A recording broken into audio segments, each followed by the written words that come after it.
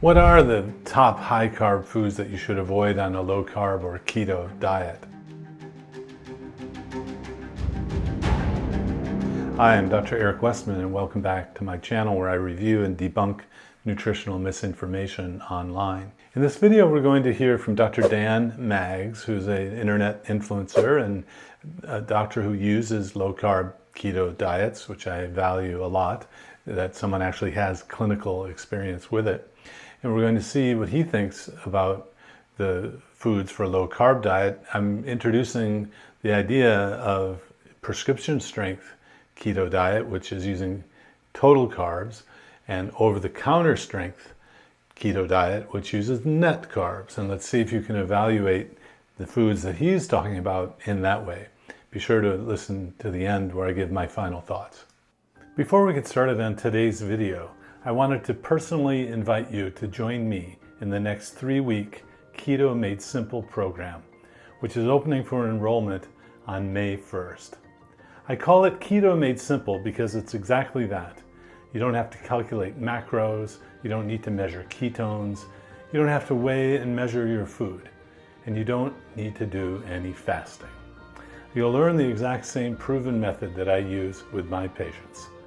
This is the last time the program will include 3 weeks of support with me and my team, so join the waitlist now to guarantee your spot. See the link in the description. In this video, I'm going to show you 14 high-carb foods and drinks that you should try to avoid if you're on a low-carb diet. Let's get going. I love the Carb Dodgers. So we need lots and lots of influencers who have different styles, different names, different approaches. Much like all the different kinds of cars there are, people will be attracted toward different ones, and I love that name, Carb Dodger, to dodge those carbs. So the first group to avoid is, of course, the obviously sugary foods and drinks. Now, I'm including these here mainly for completeness. It's not to insult anyone's intelligence. The next few things are some places where people often get caught out: sauces and condiments. Now, some sauces are pretty obviously sweet, for example, ketchup, barbecue, teriyaki, and hoisin sauce. So you're going to pretty easily spot these, and you might think a little bit is okay, but these sauces can be seriously loaded with sugar. Yeah, so the sugary foods and drinks raise the blood sugar, glucose more specifically, and when you raise the blood glucose, the body doesn't like that. If it's elevated all day long, that's called diabetes. So your body sends out insulin to lower the blood glucose, but where does the glucose go? Well, it goes into the cells. It might be turned into fat to be stored as fat. It might fuel your body there, but insulin is the fat storage and fat creating hormone. So we're protecting against that response of blood glucose elevation by avoiding these sugary foods. Number 3 is salad dressings. Now, salads are a classic healthy food, and for good reason, and they're great for low-carb and ketogenic dieters. But be aware of what can go into ready-prepared salad dressings that you buy from the supermarket. Be especially aware of salad dressings that are marked as low-fat, as they often contain lots of sugar. In fact, let's make low-fat products in general number 4. Yeah, so we went through an era the last 20, 30 years where low-fat products were put on the shelf, and what they did is they added more sugar to give more flavor in general. So salad dressings that are the best for a low-carb diet, meaning they're lowest in carbs, are blue cheese, ranch, Caesar, the oil and vinegar. And if you're out and about at restaurants, in my experience, the blue cheese is the least likely to have sugar added to it. But you can have salad dressings, and that's one of the great things about a low-carb keto diet is, Caesar salad or other sorts of salad with dressing that is really flavorful. So, how can you avoid hidden sugars? Well, the easiest way to avoid hidden sugars is to eat real food. And by real food, I mean food that isn't processed. If it hasn't got an ingredients list, then it's not been processed, and it hasn't got any of these hidden nasties in it.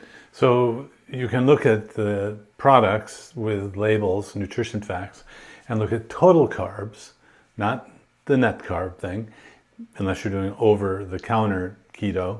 So here I would quantitate, if you have a product to look at, looking at total carbs. If you're doing prescription strength keto, always use total. If you're using net carbs, then you would deduct the fiber and the sugar alcohols, and often look at the marketing on the product.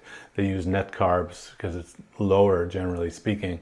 So, but his point of just getting food that is natural and doesn't have labels is a great one. Let's move on to number 5, natural sugars. Now we're talking about things like honey, agave nectar, raw cane sugar, and coconut sugar.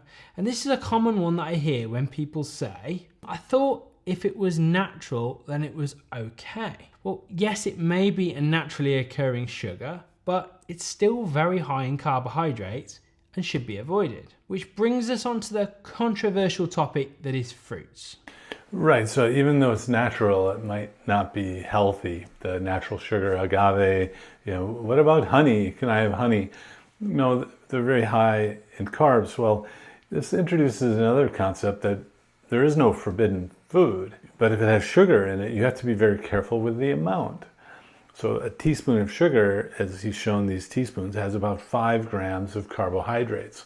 So it's not like they're poison and they're going to be, making you keel over after you have, a piece of fruit or a little bit of honey. But what you want to do is moderate the amount of those things. And that's really difficult to do at first. That's why at first we say avoid all those things. But over time you learn to use the counting method if you want, or just the amount, eyeballing the amounts of things. And so you don't have to avoid these things forever. So if you haven't started a low carb or a keto diet yet, that's okay. The clinic that I have at Duke is a weight loss and diabetes reversal metabolic disease clinic. And I explain that there's a weight loss phase or diabetes reversal phase, and then there's a weight maintenance phase. And I do prescribe a prescription strength keto diet using total grams, not net, for this phase where you're reversing the diseases, and then you can transition to even adding back carbs when you're at a maintenance phase, if you choose to do so. So if you're repelled by the fact, oh my goodness, you can't ever have fruit again, no, you can. It's just at first it doesn't work well. Fruit does not work well on a low carb diet. It stops the fat burning in its tracks. Now, fruits are often labelled as healthy, but fruits can have a wide variety of carbohydrate contents. For example, the average banana has the equivalent of nearly 6 spoons of sugar, whereas the same size portion of watermelon contains less than 2 spoons. This 200 millilitres of apple juice, which is less than a cup, contains the same amount of sugar as a can of soda. Yeah, the fruit, at first we say avoid it. But you remember back in the day when there were diets that had half a grapefruit in the morning? It's interesting he didn't mention grapefruit. Maybe it's not popular where he lives. There are regional differences. Half a grapefruit is probably the lowest carb fruit for the amount you get because it's not sweet.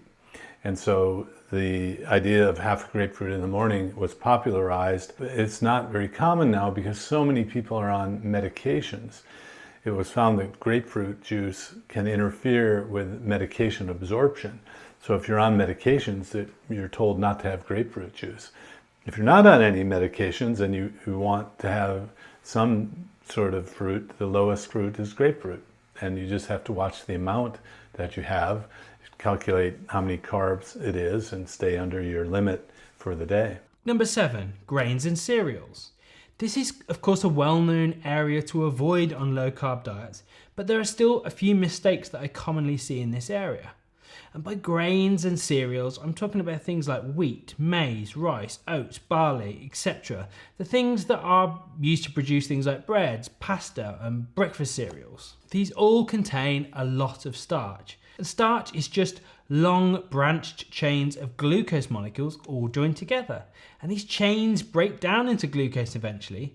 So starch is just another form of carbohydrate. The most common mistake I see in this area is that people cut out the white breads and pastas and the obviously high carb breakfast cereals, but will instead choose the apparently healthier whole grain alternatives, thinking they're lower carb. Yeah, so I used to give a class where there would be 10 to 12 people around the room, and I would ask people to name carbs, and when I would say, yeah, no bread, they would say, well, what about whole grain bread? Well, no, what about rye bread? What about sourdough bread? You know, they're all very high in starch, and as he appropriately says, these starches really get digested into glucose molecules. The proof of that, if you have a glucose monitor or a finger prick or a continuous glucose monitor here, you'll see that your blood glucose goes up after you eat bread.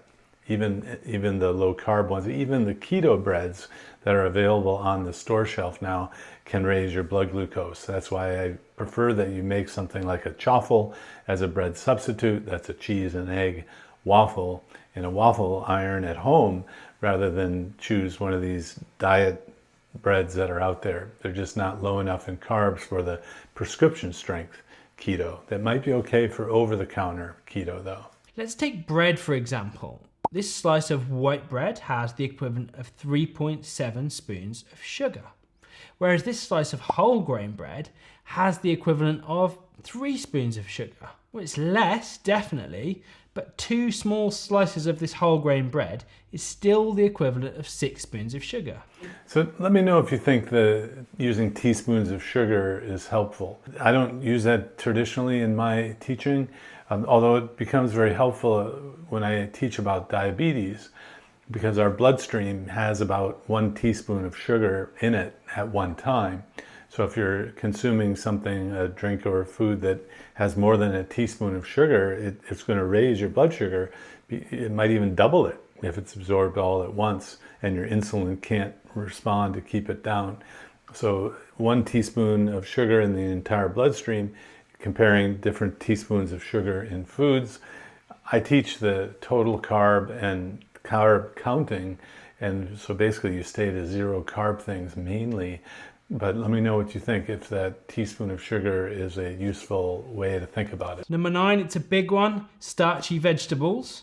So people often know to avoid potatoes on a low carbohydrate diet. The average 150 gram serving of potatoes has the equivalent of 9 teaspoons of sugar. Other starchy vegetables to avoid would include sweet potatoes and parsnips, which have similar carbohydrate contents to potatoes, but also cassava or yucca, which has about double the carb content.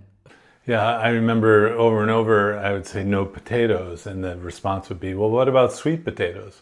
And they're still very, very starchy, so can't have those either.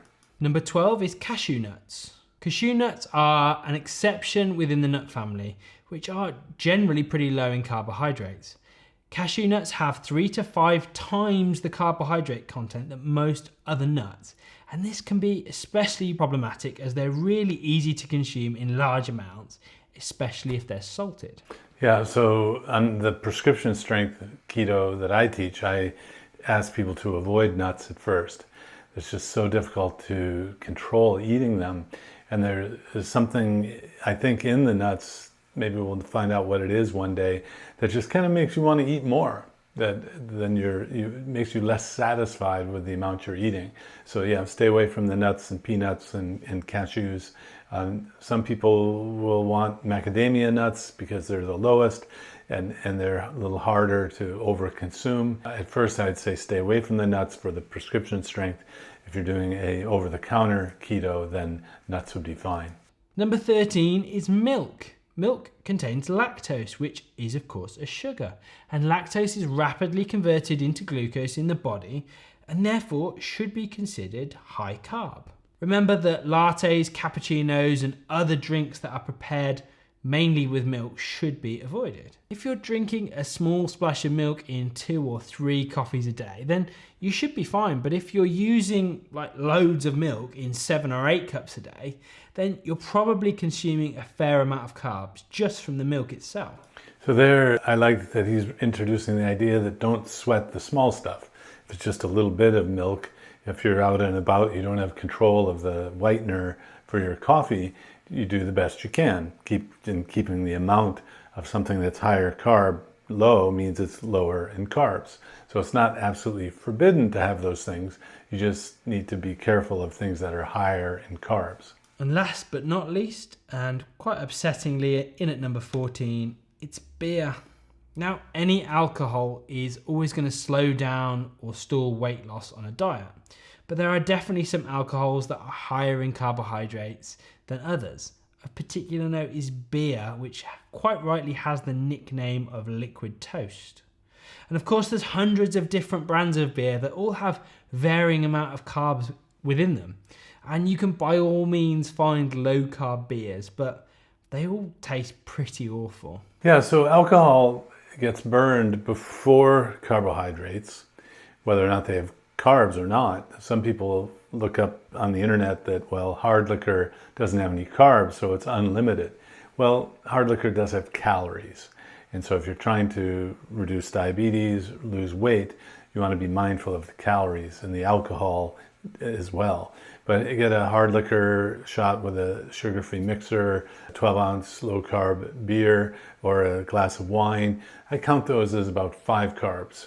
And in my experience, people can have one drink a day and it will work pretty well. Now, I don't guarantee that it will work, but if it's a deal breaker for you to follow a diet to reverse diabetes or other metabolic problem to not have alcohol at all, then a low-carb keto diet is actually a great choice, because you can have some alcohol and still get great results in my clinical experience. If you are at wit's end, you have tried everything and you want to do prescription strength keto, then I would say don't have much or any alcohol at all, like he's saying, but you might be able to have it and still get great results. Well, I like this video, and the main idea is limiting carbs. These are different types of food with lots of carbs. My method of teaching is actually teaching by what you can have, not by what you can't have.